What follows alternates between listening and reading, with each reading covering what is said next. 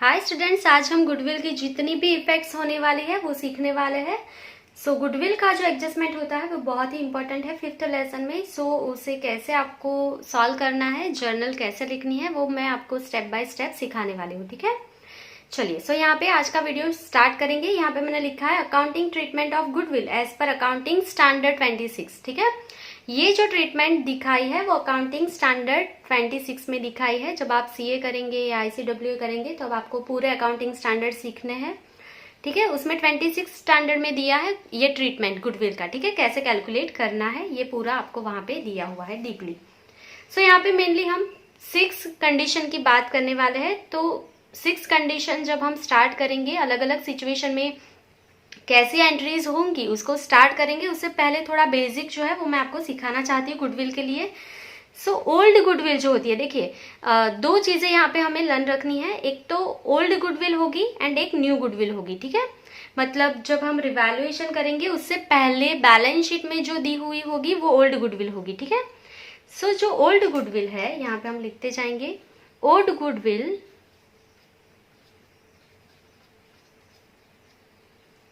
appearing in the balance sheet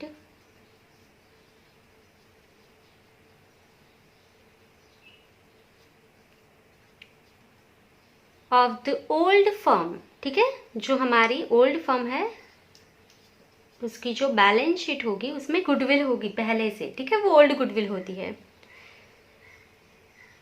यहाँ पे मैं रिपीट कर रही हूँ, old goodwill appearing in the balance sheet of the old firm. ठीक है, इसे हम क्या बोलेंगे, ओल्ड गुडविल बोलेंगे। जो बैलेंस शीट में दी हुई होगी वो हमारी ओल्ड गुडविल होती है। ठीक है, सो ये जो है सबसे पहले हमें इसे रिटर्न ऑफ करना पड़ता है। ठीक है, so old firm must be return of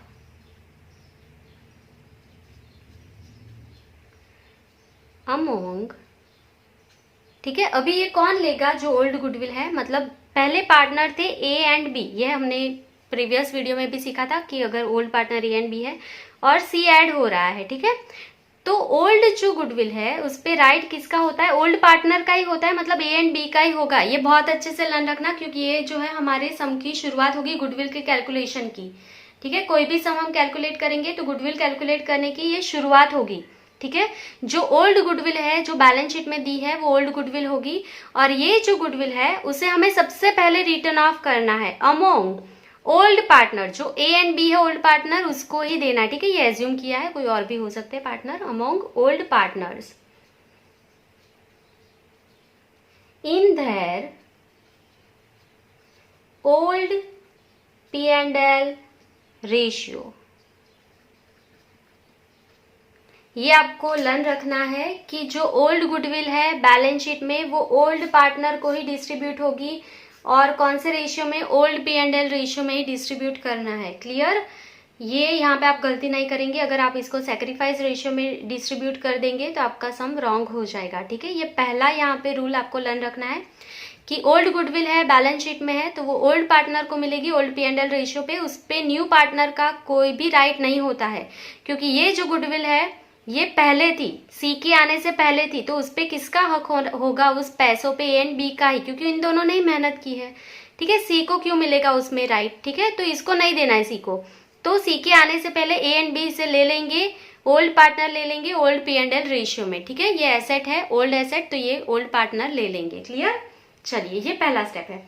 अभी मैंने आपको प्रीवियस वीडियो में बोला था कि हम दो गुडविल कैलकुलेट करेंगे, मतलब पहले जो होती है वो ओल्ड होती है, वो हम ओल्ड पार्टनर को रेशियो में, ओल्ड रेशियो में दे देंगे। ठीक है, दूसरी जो गुडविल होती है मैंने बोला था न्यू गुडविल, उसे हम बोलते हैं प्रीमियम फॉर गुडविल। ठीक है, तो मैंने आपको बोला था कि आपको पता नहीं है कि प्रीमियम फॉर गुडविल क्या होता है। मतलब अगर ओल्ड गुडविल आप पहले डिस्ट्रीब्यूट कर देंगे, उसके बाद जब न्यू पार्टनर आएगा, ठीक है, न्यू पार्टनर आएगा तब न्यू गुडविल डिसाइड होती है, जिसे हम प्रीमियम फॉर गुडविल बोलते हैं। ठीक है, जो ओल्ड बुक थी ना उसमें गुडविल ही बोला जाता था, तो जब हम जर्नल करते थे ना तो बहुत ही कंफ्यूजिंग हो जाता था कि ये ओल्ड गुडविल है, वो फिर उसको भी अगर आप गुडविल बोलोगे तो दोनों कंफ्यूजिंग हो जाता था जर्नल लिखने के लिए। इसके लिए नया नाम रख दिया है उसका प्रीमियम फॉर गुडविल। ठीक है, जो न्यू गुडविल आएगी न्यू पार्टनर के आने से उसे हम प्रीमियम फॉर गुडविल बोलेंगे। जर्नल में भी प्रीमियम फॉर गुडविल ही लिखेंगे, जिससे आप प्रीमियम फॉर गुडविल लिखा है मतलब वो सी के आने के बाद की होगी। ठीक है, और सिर्फ गुडविल लिखा है मतलब ये ओल्ड पार्टनर की होगी। सिर्फ गुडविल लिखा है तो वो ओल्ड पार्टनर की। प्रीमियम फॉर गुडविल मतलब सी के आने के बाद की गुडविल। ठीक है, तो ये बहुत ही इंपॉर्टेंट है। यहाँ पे हम लिख रहे हैं on the admission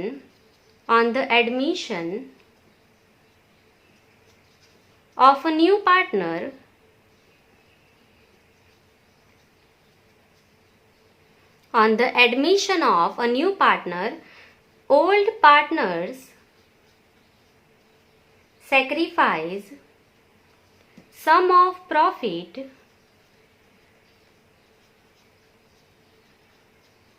share in favor of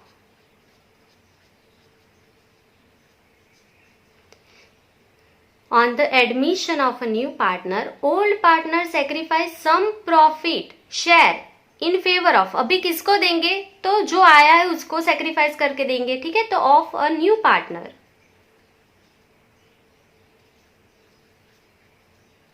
ठीक है, जो ओल्ड पार्टनर है वो सेक्रीफाइस करेगा। ठीक है, या हमें पता है 4th लेसन में भी हमने सीखा था, ओल्ड पार्टनर सेक्रीफाइस करेगा उसका शेयर। ठीक है, जो भी उसका प्रॉफिट में शेयर है उसमें से कुछ, पूरा का पूरा नहीं दे देगा, सम पार्ट। ठीक है, थोड़ा जितना भी वो देना चाहता है वो न्यू पार्टनर को दे देगा। क्लियर, ये पहली चीज। तो ए एंड बी जो है वो थोड़ा थोड़ा सेक्रीफाइस करेंगे। अगर ए चाहता है कि उसको सेक्रीफाइस नहीं करना है तो बी करेगा सेक्रीफाइस। ठीक है, और बी बोलेगा कि मुझे सेक्रीफाइस नहीं करना है तो ए करेगा। ठीक है, दोनों को करना है तो दोनों सेक्रीफाइस करेंगे। ठीक है, ऐसा कभी नहीं होता कि ए एंड बी दोनों ही सेक्रीफाइस नहीं करेंगे। ठीक है, तो फिर सी को कुछ भी नहीं मिलेगा, ऐसा नहीं होता है कभी भी।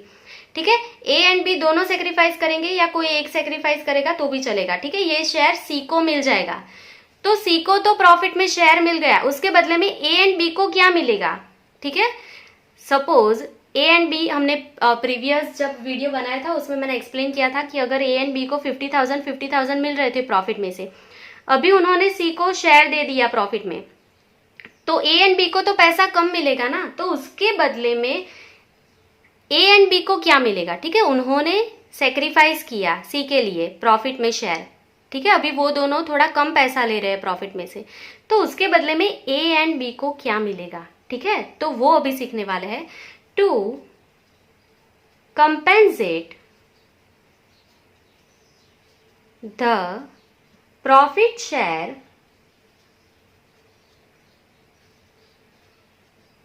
acquired by the new partner,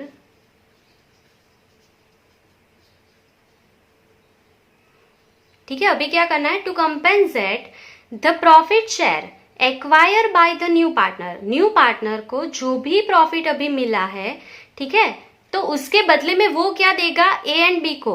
ठीक है, तो he requires to give his share in goodwill of the firm. ठीक है, अभी सी को जो भी प्रॉफिट मिला है, ठीक है, जो ए एंड बी ने दिया है या किसी भी एक ने दिया है या दोनों ने दिया है, दोनों ने सेक्रीफाइस किया या किसी एक ने किया और सी को शेयर मिला, तो सी को जो भी प्रॉफिट में शेयर मिला है उसके बदले में जिन्होंने भी सेक्रीफाइस किया है, इन दोनों में से दोनों ने किया या किसी एक ने किया, जिसने भी सेक्रीफाइस किया है उसको क्या मिलेगा, तो यहाँ पे उसके बदले में सी जो है वो गुडविल लेके आएगा। ठीक है, सी जो है वो गुडविल लेके आएगा, और ये गुडविल जो है इसे हम क्या बोलेंगे, प्रीमियम फॉर गुडविल बोलेंगे। ठीक है, तो यहाँ पे हमने क्या लिखा, he requires to give his share in goodwill of the firm which is called as premium for goodwill.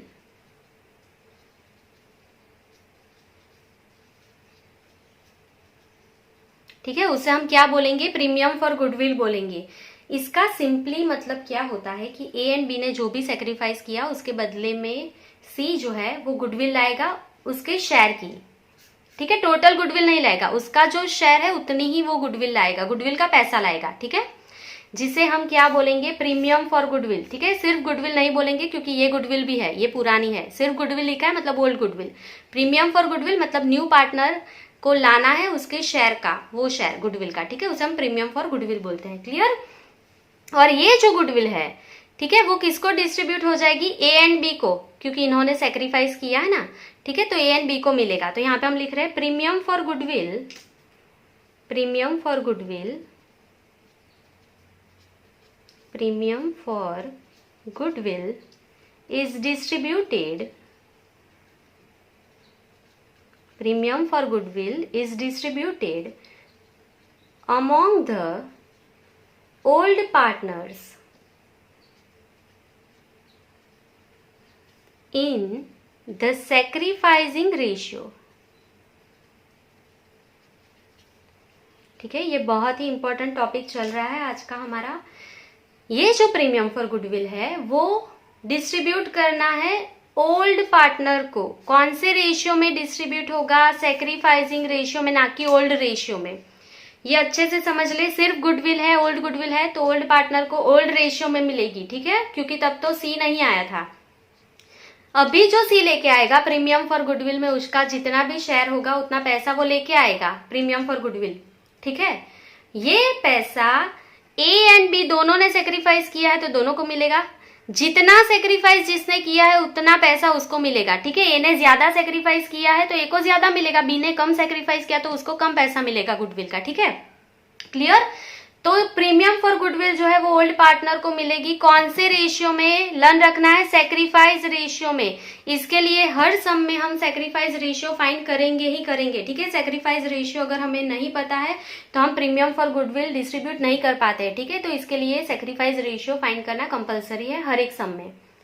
तो आई होप कि यहां तक आपको समझ में आ गया है। अभी आप बोलेंगे कि अगर कोई पार्टनर सेक्रीफाइस नहीं करना चाहता है, ठीक है, अगर दोनों ने सेक्रीफाइस किया तो दोनों को गुडविल का पैसा मिल जाएगा। कौन से गुडविल का, प्रीमियम फॉर गुडविल का। ठीक है, जितना सेक्रीफाइस किया उतना पैसा उनको मिल जाएगा।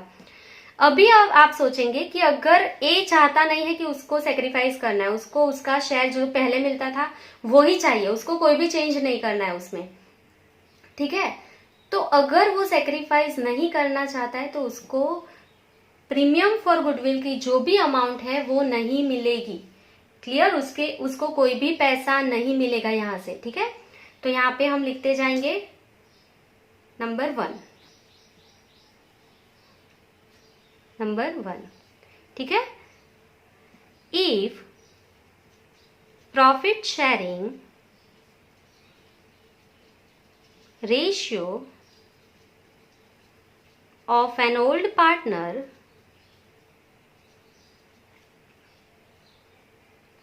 does not change। ठीक है, अगर उसका जो ओल्ड रेशियो है वो चेंज नहीं हो रहा है, उसको नहीं चेंज करना है को। ठीक है, तो वो उसकी मर्जी है, तो क्या होगा, देन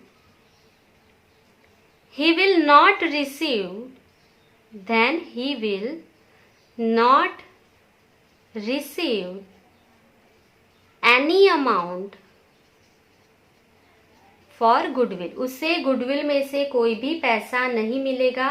ठीक है, अगर वो P&L में चेंज नहीं कर रहा है, मतलब वो सेक्रीफाइस नहीं कर रहा है, तो उसे कोई भी गुडविल में शेयर नहीं मिलेगा। ठीक है, मतलब प्रीमियम फॉर गुडविल, ये ओल्ड गुडविल में तो मिलेगा ही उसको। ठीक है, ये न्यू गुडविल में से उसको कोई भी पैसा नहीं मिलेगा। क्लियर। चलिए, अभी कैसा होगा, सेकेंड कंडीशन में हम क्या देखेंगे कि अगर ए ऐसा बोल रहा है, चलो ए को कुछ भी चेंज नहीं करना है ना, तो उसको प्रीमियम फॉर गुडविल नहीं मिलेगा। अगर ए सेक्रीफाइस कर रहा है तो उसको उसके बदले में प्रीमियम फॉर गुडविल का जितना भी सेक्रीफाइस किया उतना पैसा हम दे देंगे। ठीक है, अभी ए क्या बोल रहा है कि वो बहुत ज्यादा वर्क कर रहा है, पहले से भी बहुत ज्यादा। ठीक है, जो भी हैंडलिंग है वो पूरा अभी ए कर रहा है, बी बहुत ज्यादा फर्म में नहीं आ रहा है कुछ भी रीजन से। तो ए बोल रहा है कि मुझे जो पहले शेयर मिलता था प्रॉफिट में, उससे मुझे थोड़ा ज्यादा चाहिए। तो बी भी एग्री है क्योंकि वो ज्यादा वर्क कर रहा है। तो ऐसा हो सकता है कि हम जब न्यू रेशियो बनाते हैं, ठीक है, न्यू P&L रेशियो, जब भी हम अभी नया रेशियो आएगा तो ए को अगर ज्यादा चाहिए, ए वर्क भी ज्यादा कर रहा है, तो बी एग्री हो जाएगा कि चल ठीक है, ए बहुत ज़्यादा काम कर रहा है तो उसको थोड़ा प्रॉफिट में शेयर ज़्यादा दे देंगे, ठीक है। तो अभी ए सेक्रीफाइस नहीं कर रहा है, अभी ए गेन करेगा। यहाँ पे ए को प्रॉफिट में शेयर ज़्यादा चाहिए तो यहाँ पे ए गेन करेगा। सी न्यू पार्टनर है, वो एंटर होगा, उसका तो पहले कोई शेयर नहीं था, तो सी भी गेन करेगा, ए भी गेन करेगा, सी भी गेन करेगा। और सेक्रीफाइस यहाँ पे सिर्फ कौन करेगा, सेक्रीफाइस सिर्फ बी करेगा, ठीक है। और बी कुछ शेयर उसके प्रॉफिट का ए को दे देगा और बी जो है वो थोड़ा जो शेयर होगा वो सी को दे देगा उसके प्रॉफिट में से। समझ में आ रहा है। तो ऐसी कंडीशन में हमें क्या करना है कि जब ए सेक्रीफाइस नहीं कर रहा है, new P and L ratio से ए को गेन हो रहा है, अगर सी को तो गेन ही होने वाला है, सी तो नया आया है, पहले उसका कुछ भी नहीं था, ठीक है, उसको तो मिलने ही वाला है। तो अगर ए को भी गेन हो रहा है तब आप कैसे एंट्री करेंगे, ठीक है। तो उसके लिए हम यहाँ पे लिख रहे हैं सेकंड कंडीशन। बहुत अच्छे से आप शांति से समझिए वीडियो को, थोड़ा वीडियो ज़्यादा हो जाएगा आज का, पर ये बहुत डीपली मैं आपको एक्सप्लेन कर रही हूँ ताकि आपको कभी भी जर्नल लिखने में प्रॉब्लम ना हो और जो सम आएंगे, एडजस्टमेंट आएंगे, उसमें आप क्विकली इसका सॉल्यूशन कर पाए। इसके लिए मैं थियोरी बहुत ही डीप में आपको आज एक्सप्लेन कर रही हूँ, ठीक है। चलिए, सो यहाँ पे मैं सेकंड कंडीशन लिख रही हूँ, if new profit share of an old partner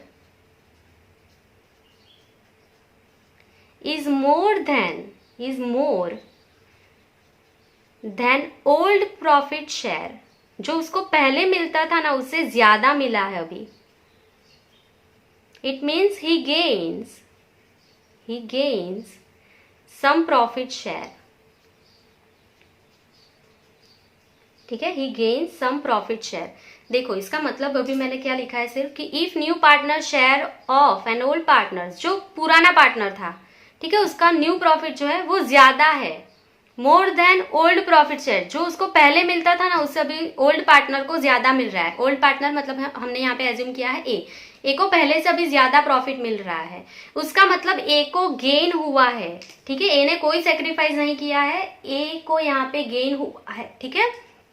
तो अब क्या करेंगे, तो यहाँ पे मैं लिख रही हूं कि तब क्या होगा, the old partners then the old partners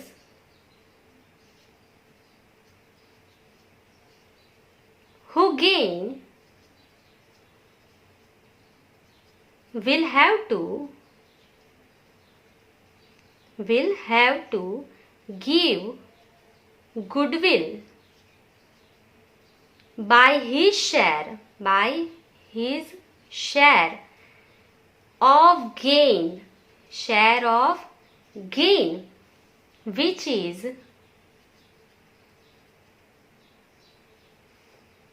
calculated by taking new partners share in goodwill base।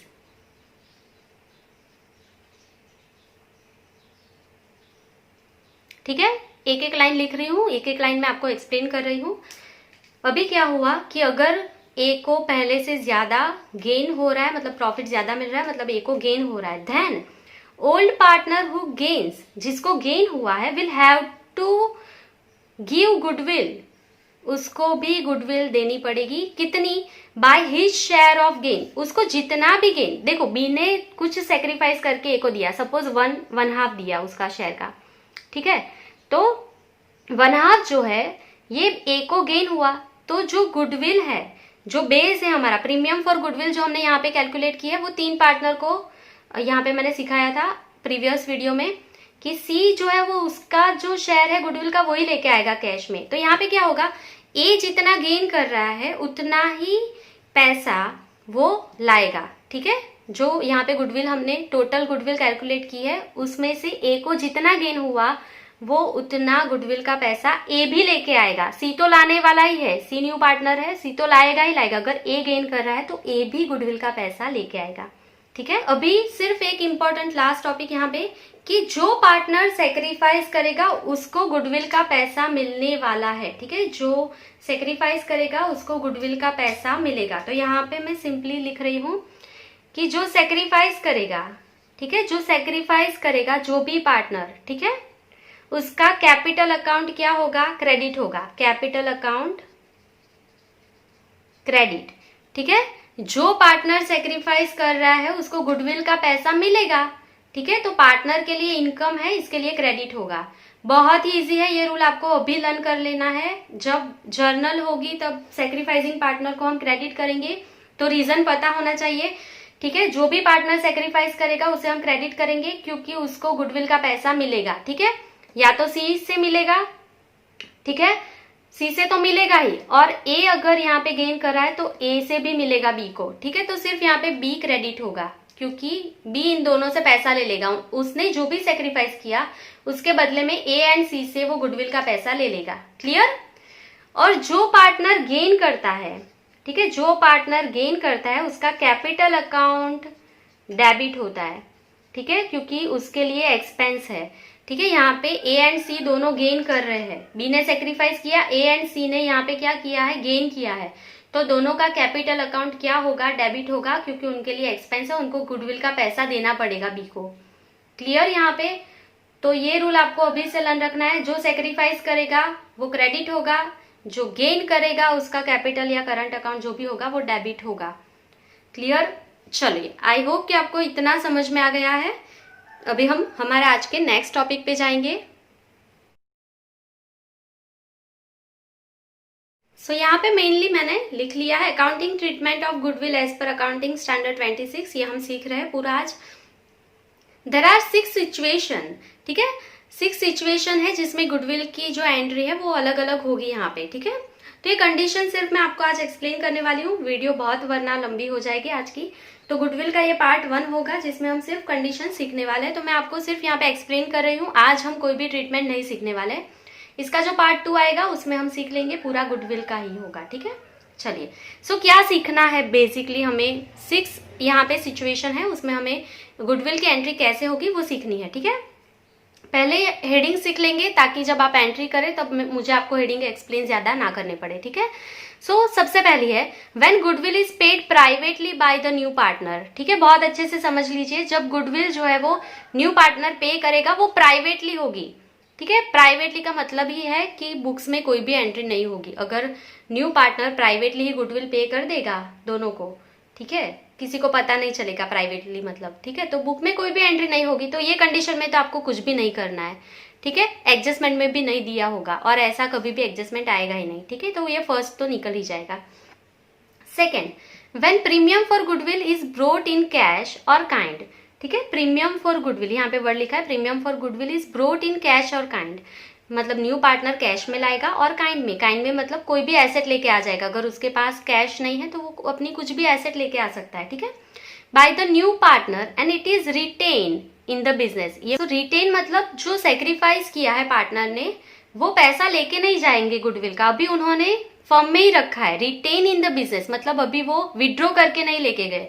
हमारी जो कंडीशन थी उसमें ए एंड बी, ठीक है, बी ने सिर्फ सेक्रीफाइस किया है यहाँ पे, ठीक है, और ए एंड सी को गेन हुआ है। तो ए एंड सी ने जो भी प्रीमियम फॉर गुडविल लाया, या तो अगर, चलो यही एग्जांपल कंटिन्यू करते हैं, अभी हम दूसरा नहीं देखेंगे।